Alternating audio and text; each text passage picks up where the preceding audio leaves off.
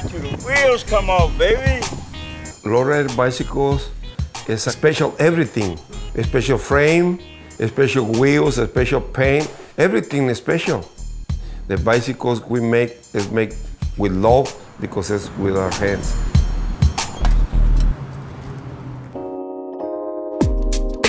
You know those bikes Snoop and countless other rappers rode around in? You know, the ones that ooze that West Coast style? Lowrider bikes. Low to the ground, chromed out, gold-plated. They're an extension of lowrider car culture. And they all started here. I am the godfather of the lowrider bicycles. When I was 10 years old, I used to fix all the bikes for the neighbors. I always dreamed with a motorcycle and a car, but since I was too small and no money, so I put my mind in the bicycles. A mainstay in Compton and West Coast culture, these iconic bikes were actually first created in Mexico. I brought the lowrider to California in early 80s. And soon after, locals took notice of the shiny, swaggy rides hanging in his shop. When I start making bikes and put it in a display, people come and say, hey, can you make me one of those? And then they spread, and now we have customers from all over the world. This is one of Manny's creations right here. He almost practically put everything on there. He blew my mind when he put it on there for me.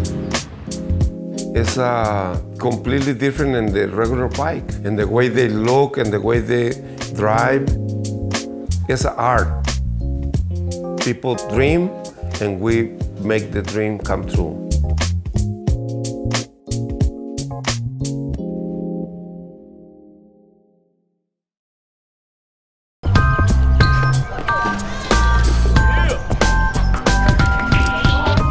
Oakland really will chew you up and spit you out like it's nothing, you know?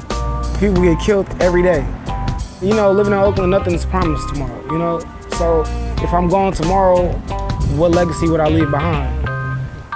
My name is TYRONE Stevenson, also known as Baby Champ, the Scraper Bike King, and I'm the founder and the CEO of the original Scraper Bike team.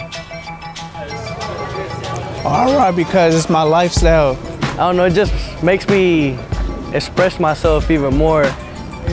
We work with youth that lives in the community and teach them how to make their bicycles.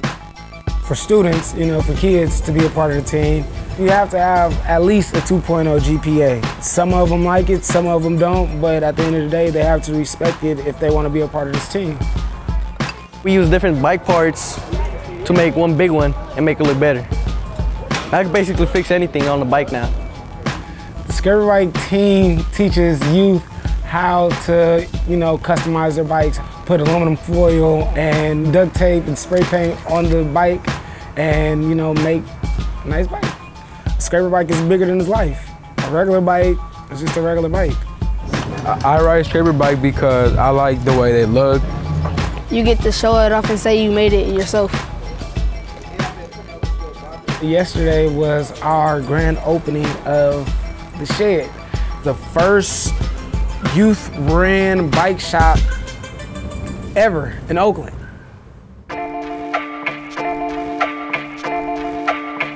I founded the original Scraper Bike team officially 2007. Yeah, me and my cousin Avery.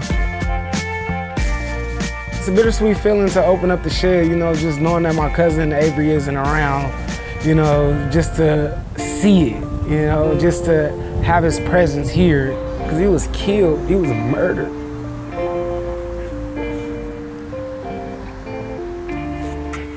Senseless. Didn't have nothing to do with nothing. I feel like this whole movement is dedicated to him, you know? And I do this because one day I might not be here.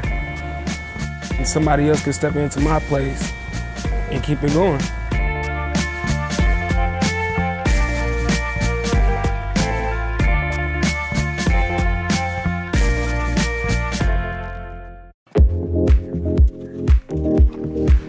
The main thing people think about Compton is you go into Compton and everybody's gangbanging at you and shooting at you, but it's really not like that. There have been times that people have made rude comments while we were at a competition. One of the girls had said, oh, they're from Compton, they probably have bullet holes in their barn or something. To ride for Compton, there comes a sense of pride.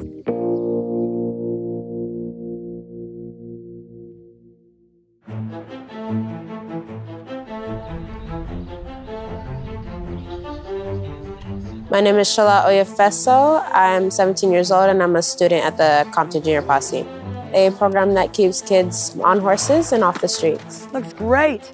Bend your knee though. As you see in the picture, you're supposed to have your ear, W, shoulder down to heel, all in line. I've been riding with the Compton Junior Posse for about 6 years now. I am one of the more experienced riders in the program. I have learned a lot about myself. I definitely have more patience after working with horses. Like when I first started riding at like 11 years old, I used to always get in trouble from like attitude problems. You come in with the bad attitude when you're trying to ride a horse and it comes out through them too. It's like you're in sync with your horse. I mean, you're supposed to be in sync, it's a partnership.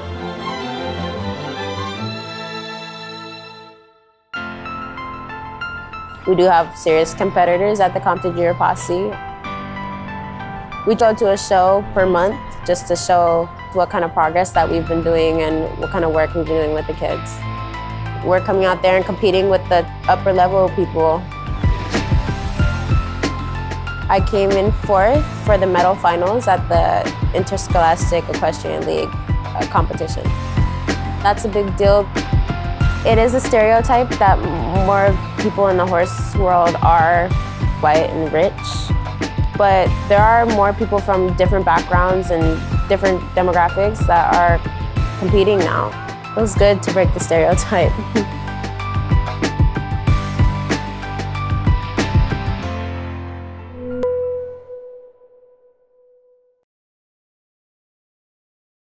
Great big story, we in here. Mama, we made it. Everybody always say that. I think this is better than my mom's. I think my grandma couldn't even do this. They think we got our grandmas cooking for us. No, this is us. We did that. Like, yeah, us young men.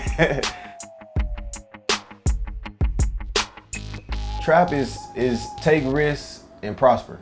And that's what we doing in here. So that's what we eat, is Trap Kitchen. 15 shrimps in the bag, man.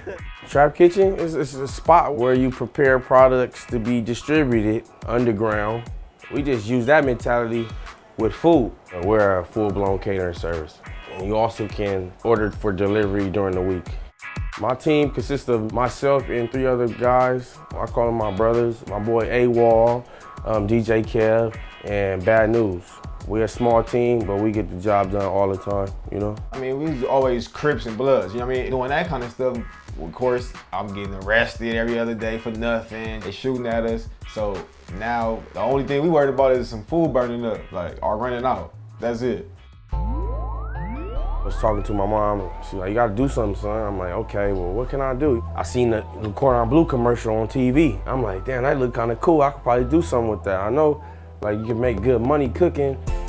I moved to Vegas, started culinary school, and that's where I began to practice my craft, you know? He really came in here from Vegas. He like, bro, what we gonna do? Like, we need some money. I said, wait, we can sell some food. Through Instagram, I was like posting my food and people was like, oh, that looks so good, that looks great. And I was like, okay, now it's time for me to offer this food to the streets. Like how a D-boy pushes dope, you know what I'm saying? And it worked. The key to our success, we never gave up, man. Every day, that's all I think about is how can we improve our company? How can we improve our food? How can we improve the taste? Even though, I mean, we in the house trapping, I feel like it's a real restaurant.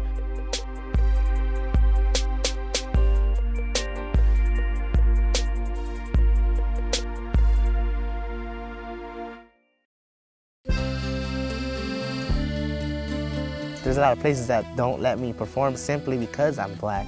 That doesn't really get to me because I'm trying to show the world that, you know, music is universal, it can unite us all.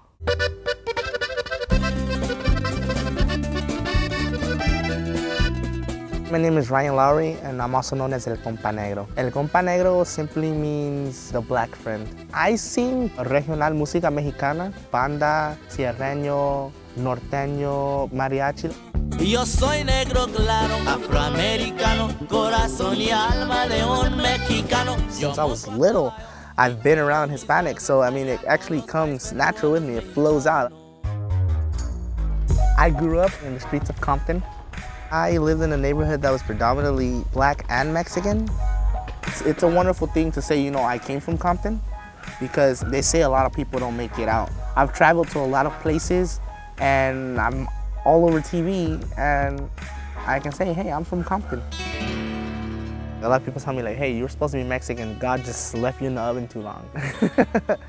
I know for a fact that I am African American, but yeah, I do feel like I live that life. I have lived a ranchero life. I've had horses, I've had roosters, goats, pigs, everything. I know how to saddle up a horse, get on it, make them dance and everything. A lot of people misunderstand it and say, hey, you're trying to be Mexican too much. I'm like, well, there are American cowboys. There are people who use boots, and just that's what I was taught, what I've been around.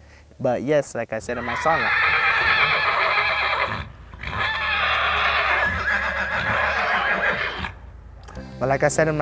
I have the heart and soul of a Mexican, and I think that pretty much is what counts.